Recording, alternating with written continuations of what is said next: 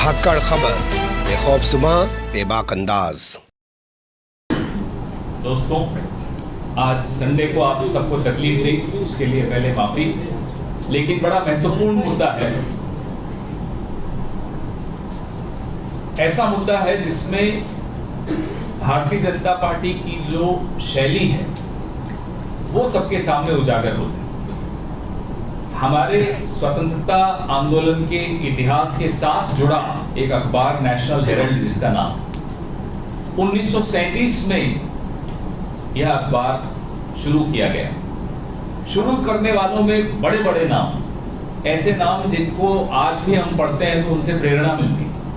पंडित जवाहरलाल नेहरू, पुरुषोत्तम दास जी टंडन, सरदार पटेल साहब, रफी अहमद किदवई, ऐसे अनेक हमारे नेता, इस देश के नेता, वो किसी पार्टी से भी बहुत बड़े नेता, पूरे देश के नेता, इन लोगों ने 1937 में यह अखबार शुरू किया।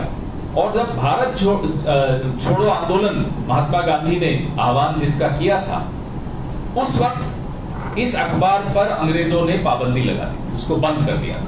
और महात्मा गांधी ने जब ये बंद हुआ अखबार, तब कहा था कि राष्ट्रीय आंदोलन के लिए एक त्रासदी है कि इसको बंद कर दिया। इतना महत्वपूर्ण अखबार, इस अखबार पे उस वक्त से लेकर लगातार लोगों को भरोसा था कि एक बैलेंस्ड अखबार है। आप सब पत्रकार हैं, आप समझेंगे मेरी इस बात को। अखबार चलाना आसान काम नहीं होता, खास तौर पे जब वो ईमानदारी से चलाया जा रहा हो। तो नेशनल हेरल्ड को काफी घाटे होने शुरू हुए, लगभग 90 करोड़ के घाटे। ये जानकारी आपके साथ साझा करना इसलिए जरूरी है क्योंकि जिस तरह से एक व्हाट्सएप यूनिवर्सिटी के फॉरवर्ड आते हैं, अफवाहें फैलाई जाती हैं, झूठ फैलाए जाते हैं और सच कहीं दब जाता है, तो सच आपके सामने लाना बहुत जरूरी है। 90 करोड़ के जो ऋण थे, जो उन पर कर्जा हो गया था, वो क्या था? तनख्वाहें पत्रकारों की, कर्मचारियों की, बिजली के बिल, किराए, वो जो खर्चे होते हैं किसी भी अखबार को या किसी भी व्यवसाय को भी चलाने के लिए। 2002 से 2011 के दौरान 100 किश्तों में, अलग अलग किश्तों में, कांग्रेस पार्टी ने इस अखबार को ऋण दिया, 90 करोड़ का ऋण दिया, ताकि ये सारी तनख्वाहें दे सकें, अपना कर्जे से बाहर आ सकें। 100 किश्तों में 90 करोड़ एक राजनीतिक दल ने एक ऐसी अखबार को दिया जो लगभग उसकी और भारत की विचारधारा की अखबार थी, जिसका एक अपना एक इतिहास था, जो इस देश को विरासत में मिली थी। ये एक ऐसी अखबार थी जिसका पूरा विश्व आजादी के आंदोलन से पहले इस अखबार को पढ़ के उसको समझ में आता था कि इस देश में क्या हो रहा है। कोई ऐसा कानून साथियों है नहीं कि राजनीतिक दल इस तरह का ऋण नहीं दे सकता, ऐसा कोई कानून नहीं। सुब्रमण्यम स्वामी नाम के एक नाराज भाजपा के नेता हैं, आजकल भाजपा से नाराज हैं। उन्होंने एक चिट्ठी लिखी, हमारे खिलाफ शिकायत की चुनाव आयोग को कि ये ऋण जो है गैर कानूनी है। उस चिट्ठी के जवाब में चुनाव आयोग ने सुब्रमण्यम स्वामी को लिखा और कहा कि ऐसा कोई प्रावधान नहीं है कानून में जिससे इसको हम गैर कानूनी कहते हैं। मतलब कांग्रेस पार्टी ने नेशनल हेरल्ड को जो ऋण दिया था वो बिल्कुल कानून की नजरों में सही था, दुरुस्त था। तो बताइए दिक्कत भारतीय जनता पार्टी को किस बात? अब ये जो 90 करोड़ का ऋण नेशनल हेरल्ड की जो कंपनी, नेशनल हेरल्ड की एक कंपनी है, associated journals limited, associated journals limited, अब वो ऋण तो वापस चुका नहीं सकते, तो उस ऋण को इक्विटी शेयर में परिवर्तित कर दिया। हर जो भी कंपनी व्यवसाय को समझते हैं उनको बहुत आसानी से समझ में आता है। और यंग इंडिया नाम की एक कंपनी बनी, नॉट फॉर प्रॉफिट, बड़ा ध्यान से सुनिएगा, not for profit company young India नाम की बनी, जिसमें राहुल जी, सोनिया जी, स्वर्गीय ऑस्कर फर्नांडिस जी, स्वर्गीय मोतीलाल वोरा जी, सुमन दुबे जी, ऐसे कुछ और लोग इसके डायरेक्टर बने। तो जो not for profit company section 25 की कंपनी होती है, उसके डायरेक्टर्स को कोई तनख्वाह नहीं मिल सकती उस कंपनी से, लाभ का एक पैसा नहीं मिल सकता, डिविडेंड नहीं मिल सकता, कुछ नहीं मिल सकता। तो गैर कानूनी तो वहां भी कुछ नहीं हुआ। अब यंग इंडियन ने वो सारे शेयर्स अपने पास रख लिए, खरीद लिए एसोसिएटेड जर्नल्स के।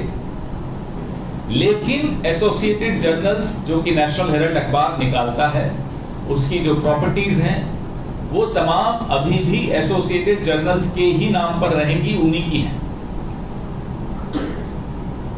हम लोगों ने पहले सोचा कि कहीं कोई गलती हो गई हो, बहुत खंगाला, कई वकीलों से बात की, एक इतना गैर कानूनी काम नहीं हुआ। लेकिन ये जो बदलाव की राजनीति लाने का नाम लेकर आए, ये सिर्फ और सिर्फ बदला लेने के लिए कुछ गैर कानूनी नहीं है। लेकिन नहीं साहब, नोटिस क्यों दिया? ताकि एक हफ्ते की हेडलाइन मिल जाएगी। ये सिर्फ हेडलाइन का व्यापार कर। नरेंद्र मोदी जी, एक चीज में हम सबको उनसे कुछ सीखना चाहिए कि कैसे हेडलाइन की मैनेजमेंट करते हैं। पेट्रोल के दाम बढ़ गए, राहुल गांधी को नोटिस भेज दो ईडी का, सब के सब जाएंगे राहुल गांधी को ईडी का नोटिस, बड़ी बड़ी हेडलाइन चलेगी। कोई और विवाद हो गया, सरकार की गलती, कोई विफलता सामने आ गई, हिंदू मुस्लिम करा दो, हेडलाइन बदल जाएगी। तो ये जो ईडी का नोटिस है, जिसमें कल हमारे नेता जाएंगे, सीना ठोक कर जाएंगे, सर ऊपर करके जाएंगे, निडरता से जाएंगे, क्योंकि कुछ गलत नहीं किया, कुछ छिपाने को नहीं है। लेकिन यह सच आप सबके सामने आना जरूरी है कि किस तरह से ये सताने की कोशिश कर रहे हैं, उन आवाजों को दबाने की कोशिश कर रहे हैं जिन आवाजों से नरेंद्र मोदी आज भी डरते हैं। मैं ये बड़ा विश्वास से बोल रहा हूं। मैंने बहुत नेता देखे हैं, अलग अलग पार्टी के नेता देखे हैं, इतना बड़ा कायर नेता मैंने नहीं देखा। ऐसा डर, क्योंकि राहुल गांधी आंखों में आंखें डाल के उनसे सवाल पूछने की हिम्मत रखते हैं, क्योंकि राहुल गांधी के पास छिपाने के लिए कुछ नहीं है, क्योंकि राहुल गांधी ने समझौतावाद नहीं किया, क्योंकि राहुल गांधी को आप कहीं भी दबा नहीं सकते हो। तो आप इस तरह से उनकी छवि को धूमिल करो, और छवि धूमिल करने में अरबों रुपए खर्च कर चुकी है भारतीय जनता। वो हम सब जानते हैं क्या किया। लेकिन हम आपको यह भरोसा दिलाते हैं कि नरेंद्र मोदी जी कितनी ही साजिश रच लें, राहुल गांधी और कांग्रेस पार्टी डरने वाली नहीं है, घबराने वाली नहीं है।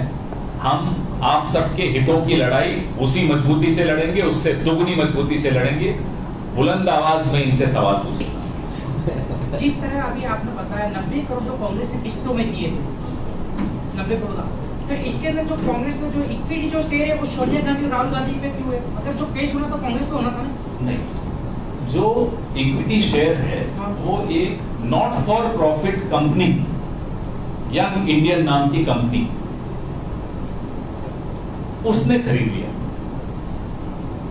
जो व्यवसाय करते हैं उनको बहुत स्पष्ट तौर पे समझ में आ जाएगा कि जब कोई कंपनी को दूसरी कंपनी उसके शेयर्स खरीदती है तो उसमें सारी उसकी इक्विटी, ऋण सारे उसके पास ट्रांसफर हो जाते हैं। लेकिन सबसे महत्वपूर्ण तथ्य इसमें यह है कि young Indian not for profit company है।